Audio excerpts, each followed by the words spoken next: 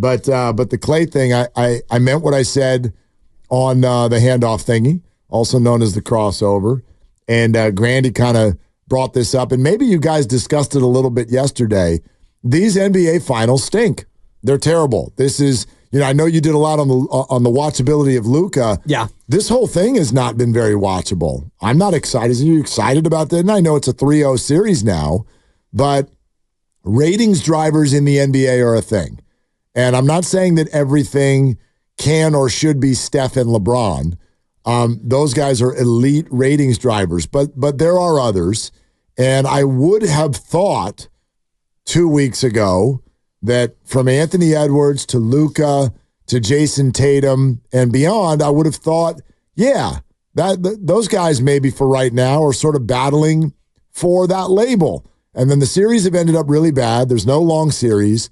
And then Luka himself has really kind of convicted himself during these NBA finals as a player who's more interested in talking to refs than winning basketball games. And so it just got us to thinking, I know people get sick of super teams and dynasties. When the New England Patriots were in the Super Bowl, popular thought, you get to your party and go, oh, the Patriots again. I'm so sick of the Patriots. But no, you're not. No, you're not, because the ratings will show that you want that evil empire. You show up to root against it. So even if it's in that form, the NBA right now is really missing the Golden State Warriors. And what matters about that to me is the idea that Klay Thompson may leave. He may leave here in a couple of weeks.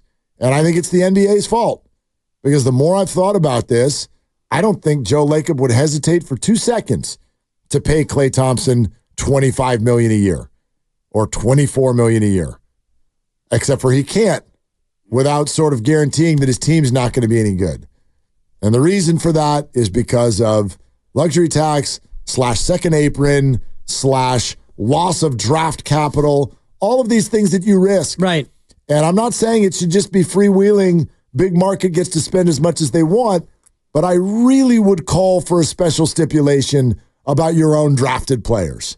Klay Thompson should get to stay because he's Klay Thompson and these are the Warriors. If they want, and any team would be able to then keep their drafted players. I agree with that part of it, but the other thing, for me, it's really two different conversations. First, the NBA Finals ratings and the watchability. It's the nature of the ebb and flow of the NBA, because right now we are between eras. And I look at the historical ratings in the NBA Finals, and you see when Jordan was at his power, the ratings were huge. Jordan leaves, they go down. Shaq and Kobe had a run, they go back up. Shaq and Kobe are no longer power players in the league. They go back down. Then you had the years of Jason Kidd and Dallas with Jerry Stackhouse and early Dirk.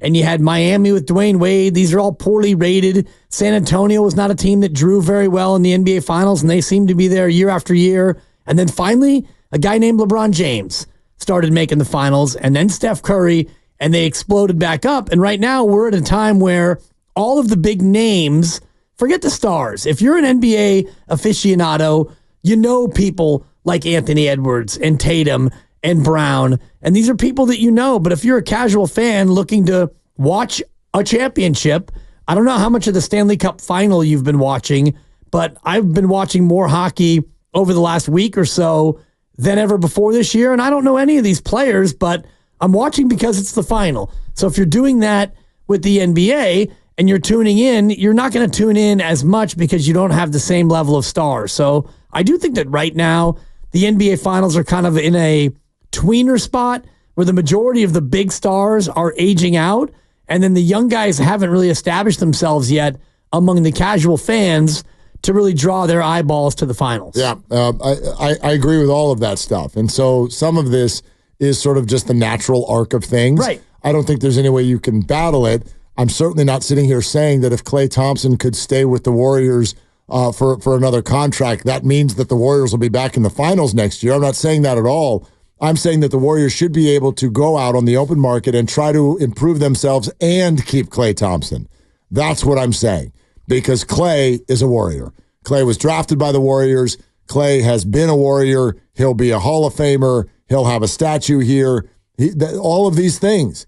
And for it to get to this, where I do think the Warriors would love, in a certain role and at a certain price or whatever, I think that they would like to keep Klay Thompson, but they probably can't. They can't give him the price that he wants. And the reason they can't give him the price is not because they're cheap or because they don't have money on hand. It's because it will lead to all kinds of penalties. And I just think that that's very, very short-sighted by the league to have that apply to special homegrown players. If you drafted a player and he's never been anywhere else, that in some way, shape, or form should have a completely different landing place as far as the cap and the tax. I get that point, but I also see many of the small market teams, and the majority of them have never even gotten a sniff of the NBA Finals, and it's because of the nature of being a small market team.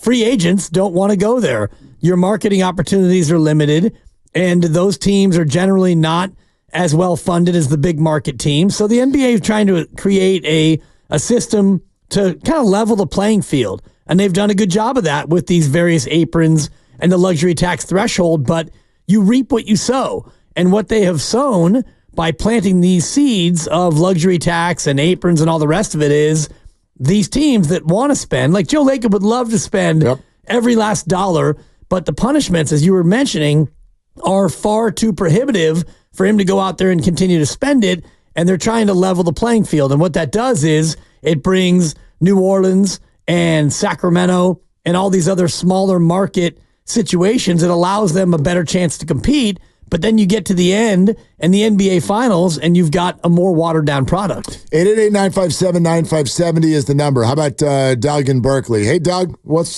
shaking? Hey, guys, love the show this afternoon. Just a few quick takes. Mark, going back to the cross. Doug, I'm gonna stop you. I'm gonna stop you right there. I'm gonna put you on hold and not hang up on you. Jump on with Doug and see if we can get him in a spot where we can hear him. Because we can't. That's a tough one, Doug. Yeah, it's a bad beat right there. Want to get Doug's take? Absolutely. Yeah, absolutely. In fact, I guess he told the producers he wanted to talk about Iguodala. Okay, I'm into it. I like Iguodala. Your favorite? Yeah. Not my least favorite, but who is your least favorite? Athlete or whatever category you'd put Iguodala in. Oh boy, I don't even know how to quantify that. My least favorite. I don't really have a least favorite. Sure, you do. I mean, I haven't ranked every player. I do know that things about Andre Iguodala, they kind of irk me. So, I don't hate Andre Iguodala. Well, I mean, I'm not going to spend any amount of my hate on an NBA player who I don't even know. I know, but